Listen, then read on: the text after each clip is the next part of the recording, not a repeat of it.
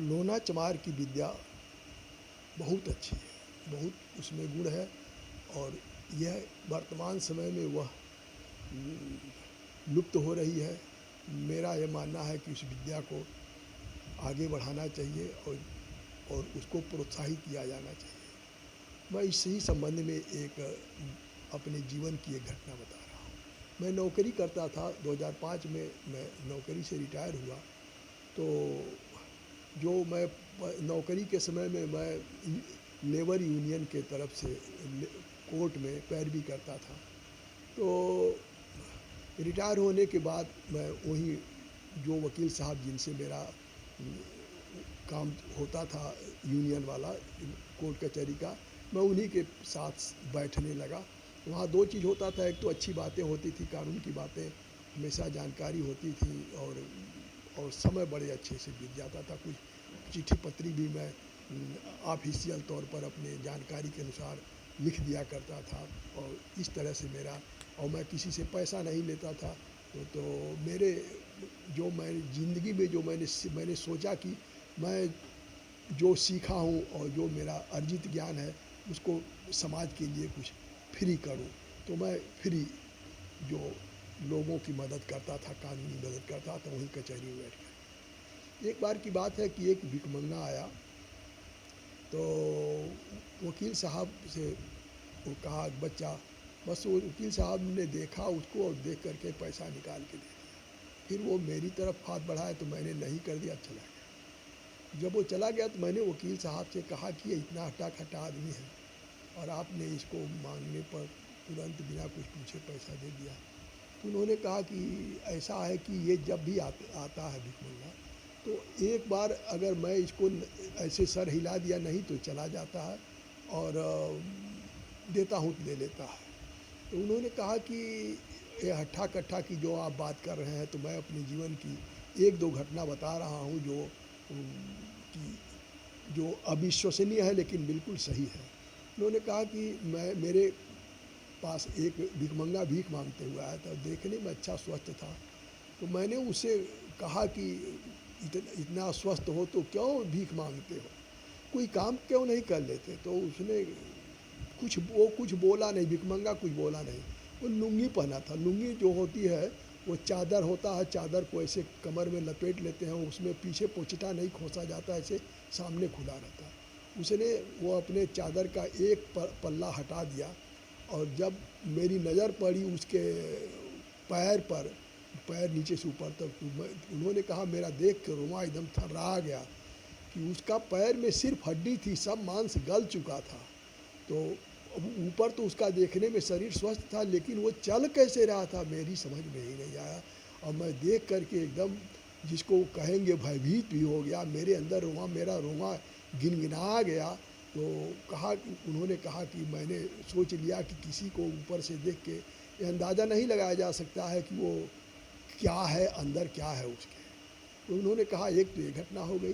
दूसरी घटना एक भिखमंगे वाली और है।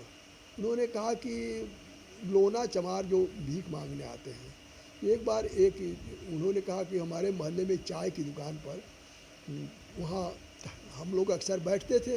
तो कहे कि एक लोना चमार देखने से पता चल जाता है कि लोना चमार, उनके कुछ हाव भाव, उनके रंग ढंग ऐसे होते हैं, वो अक्सर जो है वह इस तरह से बोलते हैं कि समझ में आ जाता। तो उसने कहा बच्चा चाय पिलाओ। तो वो दुकानदार कहा पैसा दो, बिना पैसा। तो कहा कि पैसा नहीं, बिना पैसा के चाय पिलाओ। तो उस लोना चमार ने कहा कि नहीं, हम जो है वो पैसा नहीं देंगे, तुम ऐसे ही चाय पिलाओ। तो कहा क्यों, स्वस्थ हो, क्यों कोई काम नहीं करते हो, जो है वो भीख मांगते हो। तो उसने कहा कि भीख हम काम नहीं करते हैं, काम नहीं है, हम आए हैं, हम भीख मांगने आए हैं, और ये काम नहीं है, जो तुम काम कर रहे हो वही तुम्हारा काम है। हम तो यही काम डॉक्टर करते हैं, यही काम पंडित करते हैं, ज्योतिषी करते हैं, तो उनको तो जो है तुम उनका काम हमारा काम नहीं है। तो कहा कि तुम क्या काम करते हो। तो उसने कहा कि हम लोगों को भविष्य बताते हैं, किसी को परेशानी होती है उसको दूर कैसे होगा ये बताते हैं, कोई आने वाली परेशानी है तो सचेत करते हैं, ये बताते हैं काम न करो, ये काम अच्छा है, ये काम बुरा है, किसी के ये परेशानी जो होती है उसका जो सवाल पूछता है हम दवा भी बता देते हैं खरबिरैया कि ये चीज़ खाओ, वो चीज़ खाओ, इससे ठीक हो जाएगा, ये काम करो, दान दो, या कुछ भी ऐसे बता देते हैं, तो जो बता देते हैं वो ठीक हो जाता है और वो आदमी सचेत हो जाता है। तो कहा तुम क्या बताओगे? तो कहा तुम जो पूछो हम सब बताएंगे। तो वो चाय वाला कहा कि ऐसे बताने वाला कहा, अरे तुम पूछो तो कुछ भी पूछो, हम तो बताएंगे, ज़रूर बताएंगे, तुम पूछो। तो कहा कि अपने मन से बताओ। तो उसने कहा ठीक है, तुम अपना हाथ मेरे सामने करो। तो हाथ ऐसे उसके सामने रख दिया। अब वो एकदम खुली किताब की तरह से उसके पूरे पूरे ख़ानदान का उसने सजरा कर दिया। तुम्हारे इतने भाई हैं, तुम्हारे पिता ये करते थे, तुम्हारी माँ ये करती थी, तुम तुम लोग, तुम यहाँ तक कि जो है वह तुम्हारे पिता के नाम क्या है, माता का क्या नाम है, और वो कब क्या किए, किसकी एक शादी है, किसी की दूसरी शादी है, किसको बच्चा कैसे हुआ, कब हुआ, कहाँ अस्पताल में हुआ, घर में हुआ, ये सारी बातें वो बता दिया। उसके बाद कहा कि ये तो हमने बताया, तुमको जो पूछना पूछो, और नहीं तो अगर तुमको अब भी विश्वास नहीं तो पूछो, हम वो भी बताते हैं जो तुम भर जानते हो और तुम्हारे अलावा कोई नहीं जानता है। तुम्हारे जीवन की वह बात जो तुम किसी से बताना नहीं चाहोगे, न सुनना चाहोगे, मैं वो भी बता सकता हूँ। वो चुप हो गया और चाय दे दिया, उसके बाद वो चला गया। तो मेरे कहने का मतलब यह है कि किसी को उसके ऊपरी रहन सहन, उसके कपड़ा, उसके बोल व्यवहार से नहीं पहचाना जा सकता है कि ये कितना पहुंचा हुआ है और इसकी कितनी ताकत है और क्या है। हमारे देश में ऐसे ऐसे महान लोग हुए हैं, इतने ऊंचे पद पर हैं कि वो उनको कोई चपरासी समझ लेता था, तो कोई जो है वो किसान समझ लेता था, तो कोई मजदूर गंवार समझ लेता था, लेकिन वो देश के बड़े से बड़े पद के लोग थे।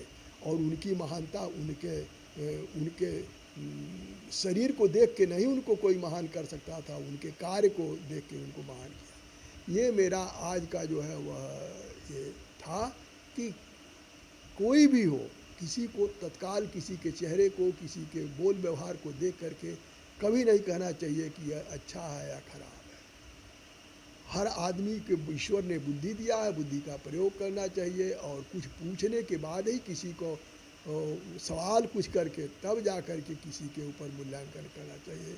ये मेरा पोस्ट यही है आज का। धन्यवाद।